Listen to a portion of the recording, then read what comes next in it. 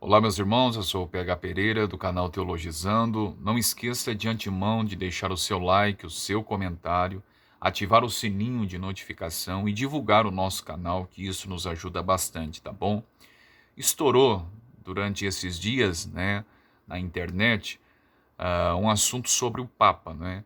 Se o Papa é o anticristo, né? Eu devo dizer para os senhores que esse entendimento não é um entendimento eh, recente, né? Na história da igreja já houve pensadores que entendiam que sim, que o Papa é o anticristo. Ou, se não é um Papa especificamente, mas todo o papado de Roma em si, né, seria o anticristo. Esse entendimento foi defendido, por exemplo, pelos teólogos puritanos, né, do século XVIII, aqueles que produziram a famosa Confissão de Fé de Westminster, né, aquele documento teológico e histórico adotado pela Igreja Presbiteriana, né? E na Confissão de Fé de Westminster, os teólogos puritanos afirmaram que o Papa é o anticristo. No contexto do século XVI, entre os reformadores protestantes, eles também afirmaram que o Papa é o anticristo, né? Contudo, eu sigo uma linha de pensamento e vocês sabem que eu interpreto as profecias vinculadas com o livro do Apocalipse, com o livro de Daniel, com o Evangelho segundo Mateus capítulo 24 e assim por diante. Eu defendo uma visão preterista parcial dessas profecias, né? E entendo que o anticristo, né, ou melhor, se pegarmos, por exemplo, o capítulo 17 do livro do Apocalipse, né, onde usa-se esse texto para dizer que a besta, o anticristo, né, entre aspas, porque primeiramente a palavra anticristo nem aparece aqui em Apocalipse capítulo 17, né? A palavra anticristo ou anticristos aparece nas cartas do apóstolo João. Mas nem em Apocalipse 17, nem na segunda carta de Paulo aos Tessalonicenses capítulo 2, aparece a palavra anticristo, como alguns querem inserir no texto, né? Em 2 Tessalonicenses capítulo 2, o apóstolo Paulo fala sobre, usando a expressão iníquo, o homem da iniquidade, filho da perdição, mas não usa a palavra anticristo. E tampouco o apóstolo João, aqui no capítulo 17 do Apocalipse, ele usa o termo besta, né? Que emerge da terra, emerge do mar, mas não usa a palavra anticristo, apenas o apóstolo João nas suas epístolas, e ele usa num contexto que eu defendo que ele estava confrontando ali uma seita herética que surgiu no final ou logo após a era apostólica, chamada de gnosticismo. Eu tenho alguns vídeos que eu gravei explicando sobre essa questão, né? Quem eram os gnósticos e todo esse contexto quando as cartas do apóstolo João, a primeira e a segunda, foram escritas e ele usa essa expressão anticristos, né? E obviamente eu entendo que João não tinha em mente um homem, né? Uma pessoa, uma personagem que iria aparecer num futuro muito distante na história da humanidade, mas eu entendo que quando ele fala sobre anticristo ou anticristos, né, ele estava se referindo a esse movimento herético chamado gnosticismo, que era uma ameaça para a igreja do primeiro século. Em Apocalipse 17 não aparece aqui anticristo, né, como alguns querem inserir no texto, mas aparece como besta, né? E eu entendo que Apocalipse capítulo 17, ele não se refere ao Papa, né? Eu entendo que há muita coerência, sim. Se pegarmos e fizermos uma exegese de Apocalipse 17, eu entendo que há coerência, sim. Há muita comparação que bate, que bate muito com o papado, né? Com o cabeça de Roma, tá? Mas eu ainda procuro acreditar que não se refere ao papado ou ao papa em si, né? Mas se refere ao imperador romano que surgiu ali no contexto do primeiro século, chamado Nero César, tá bom? Eu tenho um vídeo, né? Eu gravei 3 vídeos sobre quem é o anticristo, onde faço uma exposição na segunda carta de Paulo aos Tessalonicenses, capítulo 2, na primeira e a segunda carta de João, e também faço uma exegese completa aqui de Apocalipse 17. Eu vou deixar o link aqui embaixo dos vídeos na descrição, tá? Praticamente 1 hora de exposição, é bem interessante. Então eu defendo que a besta que emerge aqui em Apocalipse 17, de fato é Nero César. É claro que o contexto que nós estamos vivendo hoje é um contexto muito remoto do contexto do século I. A gente não vive, né, naquele contexto de ferrenha perseguição, né? Nós estamos aqui no Brasil e nós não temos perseguição, né, como temos em outros países. Mas se nós vivêssemos no contexto do primeiro século, nos dias do apóstolo João, que foi o autor do livro do Apocalipse, nós sem sombra de dúvidas iríamos entender as palavras do apóstolo aqui como que entendendo que a besta de fato era Nero César. É claro, né? Principalmente quem não entende nada de história eclesiástica, se não cavou na história da igreja, vai complicar muito mais, né? Por isso aconselho a assistir o meu vídeo. Agora, quem não entende, não tem o mínimo de conhecimento da história da igreja, vai dizer, não, esse rapaz aí é maluco, não se refere a Nero César, né? A besta, ou é o Papa, outros vão dizer que não é o Papa, mas é um líder político mundial, que ainda vai surgir no cenário político da história da humanidade, né? Mas não é Nero César. Alguns vão dizer, pelo fato de desconhecer a história. Por isso eu te convido a verificar, analisar a história do primeiro século. Porque os primeiros cristãos entenderam exatamente isso, que a besta do Apocalipse 17 era Nero César. Na verdade, esse era um entendimento comum, popular dos cristãos da igreja primitiva. No período da patrística também, por exemplo, São Jerônimo, aquele que traduziu a Vulgata Latina, que é a Bíblia em latim, né, em 405 d.C., São Jerônimo, ele entendeu exatamente isso. Olha o que ele diz. E muitos compartilham do nosso ponto de vista. Note, e muitos compartilham do nosso ponto de vista de que Nero foi o anticristo por causa de sua selvageria e depravação notáveis. Nero era depravado, ele desceu no mais baixo nível da depravação. O livro do Apocalipse 17, no verso de números 3 ao 5, fala que ele traz blasfêmias, né? Blasfêmias contra Deus. Os senhores que conhecem um pouquinho da história de Nero sabem que ele mandou construir uma estátua de cerca de 40 metros de altura e exigia culto. Tanto é que a famosa expressão César é teu Kyrios, quando interrogavam as pessoas, e principalmente aos cristãos, né? E se os crentes dissessem que César não era o Kyrios deles, né? Ou Kyrios, que é a palavra grega para Senhor, mas se os cristãos afirmassem dizendo Jesus ho Kyrios, ou seja, Jesus é o meu Senhor, a cabeça deles estava em jogo. Então Nero passou a exigir culto. Tanto é que em Éfeso foram encontradas, descobertas, né, inscrições atribuindo a Nero como que sendo o Deus Todo-Poderoso ou o Salvador do mundo. Então Nero exigia culto. Nero tinha o nome de blasfêmias, Nero perseguia os cristãos, Nero não tinha problema algum em demonstrar publicamente a sua homossexualidade, casando-se com um garoto, mandou castrar um menino e demonstrava isso como que, não tendo nenhuma vergonha, que aquele menino era a sua esposa, né? Nero era endemoniado, era depravado ao extremo. Mandou matar membros da sua família, matou a esposa que estava grávida à base de chutes até a morte.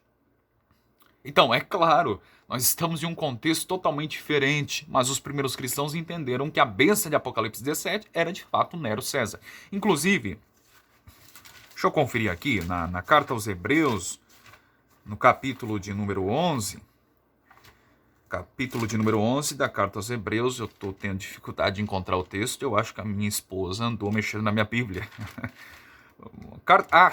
A carta aos Hebreus, capítulo 11, verso de número 37, quando fala que os primeiros, os cristãos foram apedrejados, cerrados, tentados, mortos ao fio da espada, andaram vestidos de peles de ovelhas e de cabras. Por muito tempo eu não entendi o que o autor da carta aos Hebreus quis dizer com essa expressão que os primeiros cristãos andaram vestidos de peles de ovelhas e de cabras. E aí, quando eu li um livro do autor do século XIX, chamado Benjamin Scott, chamado As Catacumbas de Roma, é um excelente livro, né? E Benjamin Scott interpretou essa passagem como que os primeiros cristãos, o porquê que eles andavam vestidos de peles de ovelhas e de cabras? Por causa de Nero César. Porque Nero, ele vestia os crentes com peles de animais nas arenas, de ovelhas e de cabras, e logo em seguida ele os atacava como se fosse um animal, uma criatura asquerosa, terrível, nojenta, e atacava esses crentes, sejam homens, mulheres, velhos, crianças, atacava e devorava os seus órgãos genitais ou sexuais. Esse era Nero César. Quando ele vestia e não atacava esses crentes, mas ele soltava as feras que perseguiam os crentes até a morte. Então, há muita coerência se entendermos do ponto de vista histórico que Apocalipse 17 se refere não a um líder político mundial que vai aparecer, nem ao papado, né, mas se refere a Nero César. Eu vou deixar os links dos vídeos onde clarifico com mais detalhes, tá bom? Sobre quem é o anticristo. Agora, o ponto curioso e o que me deixa intrigado é que as pessoas parecem que estão esperando o anticristo, né? Elas estão aguardando o anticristo, né? Todo um medo, pânico e pavor, elas estão aguardando, me parece que elas estão aguardando o anticristo. E não estão aguardando o Cristo. Por quê? Porque a esperança do salvo, meu irmão, é aguardar a volta de Jesus, não é aguardar a volta de um anticristo. Não é esperar um anticristo político, universal, né, que vai perseguir, vai matar e tudo mais. O salvo em Cristo, ele não tem esperança, ele não tem esse tipo de esperança. Olha, eu estou esperando o anticristo. Porque se fala muito em anticristo e pouco em Cristo, né? O anticristo vai surgir no cenário político da história da humanidade e ele vai perseguir. Ai, meu Deus do céu, e a perseguição? Minha gente, a gente não está esperando o anticristo. Independentemente da sua posição escatológica, interpretativa das profecias bíblicas, nós não estamos aguardando o anticristo. Nós estamos aguardando o Cristo. A nossa esperança é a vinda dele. E alguém brincou comigo, né? Um colega de trabalho brincou, né? Mas vai ter a grande tribulação, né? Eu entendo essa questão da tribulação um outro prisma interpretativo, que eu também já tenho alguns vídeos aqui no canal sobre essa questão, né? E os 7 anos de grande tribulação, e vai ter perseguição, mas depois vai ter salvação, né? Se eu ficar, vai ter salvação, né? Aí eu brincando, é bom não arriscar, né? Se tá difícil antes da tribulação de ser fiel, de ser crente, né? Aí eu usei de um pouquinho de ironia, né? Se tá difícil agora, muito mais depois, quando virar perseguição, né? Então, é bom não arriscar, é bom ser crente para derreter agora. É bom ser firme agora. Porque se agora, onde, né, usando a expressão, estamos na sombra e na água fresca, aqui no Brasil, o pessoal não quer nada com o evangelho, quanto mais depois, né? quanto mais depois. Aí você prefere padecer, sofrer, ver sua esposa e seus filhos serem perseguidos, torturados, para não negar a Cristo?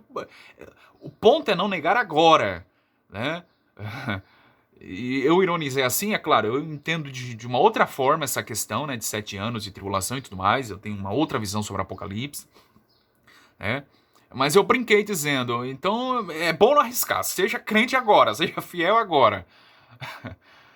Então as pessoas, elas têm uma outra esperança, que não é uma esperança em Cristo, né? Eles têm uma ideia de não negar a Cristo ainda, mas elas estão negando a Cristo quando não reconhecem hoje os seus pecados, quando não reconhecem que precisam de um Salvador, quando não deixam os seus pecados, quando não deixam uma vida de velhas manias, de velhos pecados, de adultérios, de fornicação, quando não deixam uma vida de mentiras, de trapaças, de engano, quando não deixam uma vida de rebeldia contra Deus, de blasfêmias, elas não percebem que estão negando a Cristo em seu cotidiano, seu local de trabalho, junto com a sua família. Então percebe? Então reconheça que você é pecador, que precisa de um Salvador. Pare de negar a Cristo com suas palavras, com suas ações, com seus pensamentos, com suas atitudes. Pare de viver contra a lei de Deus. Pare de errar o alvo, que é a santidade de Deus, o Evangelho de Deus. Crê em Cristo. É isso que precisamos enfatizar. Eu entendo que o Papa, eu entendo que ele é um apóstata, assim como a igreja de Roma é apóstata, tá bom? É uma igreja caída. E, infelizmente, eu conversei com o irmão no WhatsApp, né? O irmão, um amigo, o Maxwell, né? E ele teceu um comentário interessante, eu concordei com ele, que é uma pena que o nosso herói alemão, Martim Lutero, do século XVI, ele não conseguiu reformar a igreja de Roma, porque seria uma bênção. Seria uma bênção, tá? Ele foi excomungado, mas é uma pena que ele não conseguiu reformar a igreja de Roma, né? E nós temos até hoje ela apóstata, caída, corrupta, né? Não tenho nenhum compromisso com ela, ela é herética, ela é blasfema, mas é uma pena que Lutero não conseguiu reformar a igreja de Roma para voltar à velha ortodoxia, né? É uma pena, porque daí nós não teríamos tantas seitas como temos hoje, tantas igrejas, né? Tantas sinagogas de Satanás como temos hoje, tantas linhas de pensamento, todo mundo interpreta a Bíblia como quer, da forma como deseja, né? Não haveria tantas sinagogas, seitas e religiões como tem hoje, se Lutero conseguisse reformar a igreja de Roma, né? Seria uma benção, uma pena que não conseguiu. E eu entendo, sim, que não é porque o Papa, esse novo Papa que nós estamos cientes, né, está trazendo vários escândalos, como por exemplo, ele disse que cristãos e islâmicos são irmãos em Cristo. Vocês estão percebendo aí na mídia. Ele disse que ele negou a existência do inferno. Ele disse que Adão e Eva não eram figuras reais. Casamento gay, né? Eu até escrevi um pequeno texto sobre essa questão, muita gente gostou, né? Sobre quando ele falou sobre a questão do casamento gay, a ideia que ele defende. Então, não é pelo fato dele estar se revelando desse modo que eu entendo que, olha, ele é a besta do Apocalipse, né?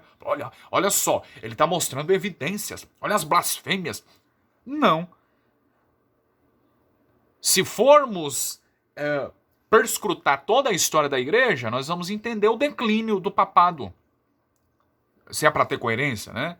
O fato de ele arrogar o título Vicarius Filii Dei, ou seja, substituto do Filho de Deus, o fato de ele arrogar esse título já demonstra o baixo nível de apostasia, de rebeldia, de rebelião contra Deus.